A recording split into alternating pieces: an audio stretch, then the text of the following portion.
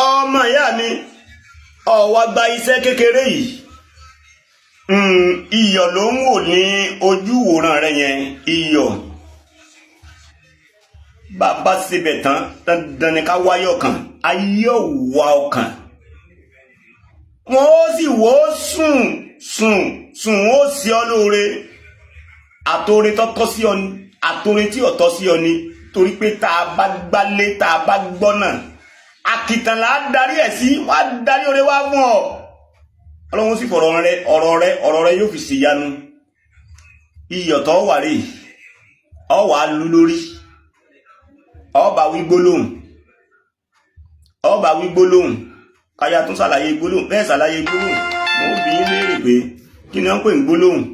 ọba sọ̀rọ̀ ntọ́ ọba fẹ́ nínú ayé ẹ ọba ti bá sọ̀rọ̀ sọ́wọ́ àtẹ o lè ṣe tàtẹ́lẹwọ́ o lè ṣe sínú pépà náà kò síbi tó lè ṣe sí ọwọ́ agbìyànjú ọwọ́ ewé kan wọ́n ń pè ní ewé àjẹ́ ọ̀bàlẹ́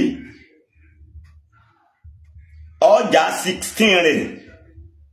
kò jù bá náà lọ ọwọ́ àfi gbó ó fi gbó ewé yẹn àti ìyọ̀ yẹn àtomi yẹn ó fi gbó ọmọ ìyá mi tó bá gbìyànjú tó bá lè rí ìpara lọ́fíńdà tó bá ẹni lọ́fíńdà ní míìsì ẹ̀ papọ̀ mọ́ kọ́ máa fi para sùn lálálẹ́ wàláhì làzim ọlọ́run a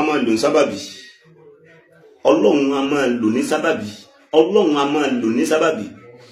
bó sì tún wù ọ́ o lè máa dà sómi tó fi wẹ̀ náà àmọ́ pípara náà bàbá wa máa ń lò jù but èèyàn a máa tún dà sínú omi ìwẹ̀ náà àbá sálẹ̀ lọ́dà ìwọ náà bẹ̀rẹ̀ sí máa kọrin pé wọ́n ṣèbó ti tán wọ́n ṣèbó parí ọ̀nà tó lúwa gbégbà ó jẹ́ ọ̀nà ìyanu ẹ wò ó ọláòtán ọlákùsẹ̀yìn jaburata ọlọ́run á lift wọn náà sókè sórí pé yíyọ àṣẹ kan ń bẹ nínú yọ ọgbọ́n mi yé àṣẹ kan ń bẹ nínú yọ tó pamọ́ sí gbogbo ẹ̀dá tẹ́pọ́lọ̀ nìkan ló hàn sí ọgbọ́n mi àṣẹ kan bẹ nínú iyọ̀ àṣẹ náà lọ́lọ́run ó lò fún ọ tí wọ́n wá ọkàn láti lè ṣe lórí nọ́mbà mi